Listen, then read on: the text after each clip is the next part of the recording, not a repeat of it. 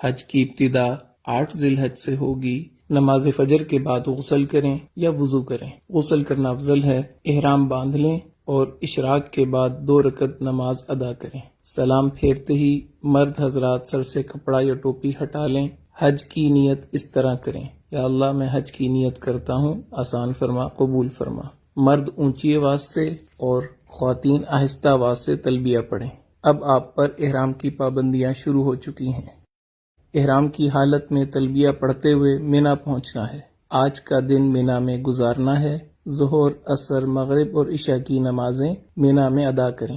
ذکر، اذکار اور دعا کی کثرت سے اپنا وقت قیمتی بنائیں۔ لوگوں کے ساتھ خوش اخلاقی کے ساتھ رہیں، خدمت کے ساتھ وقت گزاریں، کثرت سے تلبیہ پڑھیں، دعاؤں کا خوب اہتمام کریں، قرآن پاک کی تلاوت کریں، رات مینا میں قیام کریں۔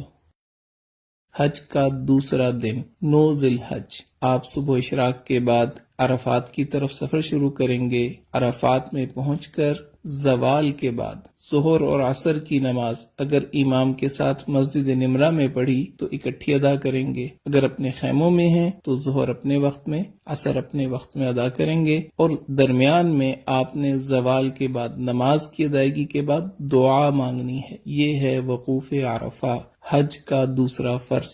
9 ذی الحج کو یہی عمل ہوگا۔ مغرب تک عرفات میں قیام کریں۔ مغرب کے بعد، مغرب سے پہلے نہیں آنا، مغرب کے بعد آپ مزدلفہ کی طرف آ جائیں گے۔ مزدلفہ میں عشاء کے وقت مغرب اور عشاء کی نماز ایک اذان اور ایک اقامت کے ساتھ ادا کرنی ہے۔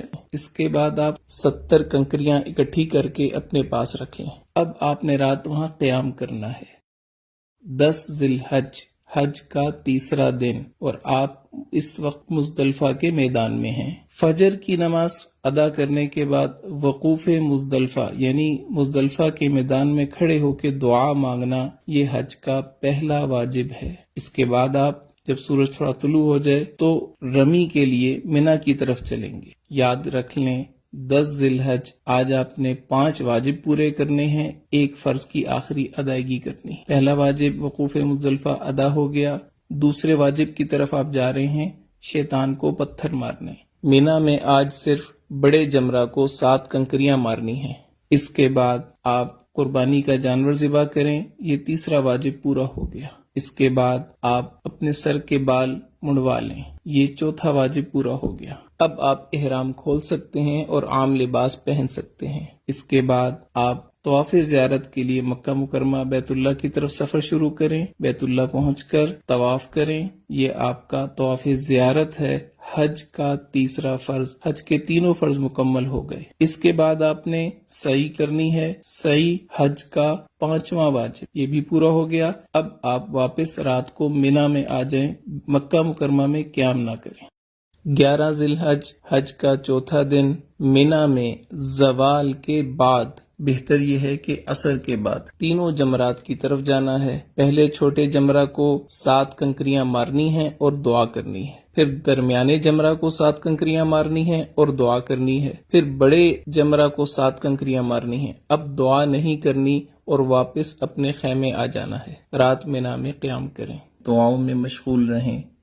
حج کا 5واں دن، 12 ذی الحج، مینا میں زوال کے بعد تینوں جمرات کی طرف جانا ہے۔ پہلے چھوٹے جمرہ کو 7 کنکریاں مارنی ہیں اور دعا کرنی ہے، پھر درمیانے جمرہ کو 7 کنکریاں مارنی ہیں اور دعا کرنی ہے، پھر بڑے جمرہ کو 7 کنکریاں مارنی ہیں اور دعا نہیں کرنی۔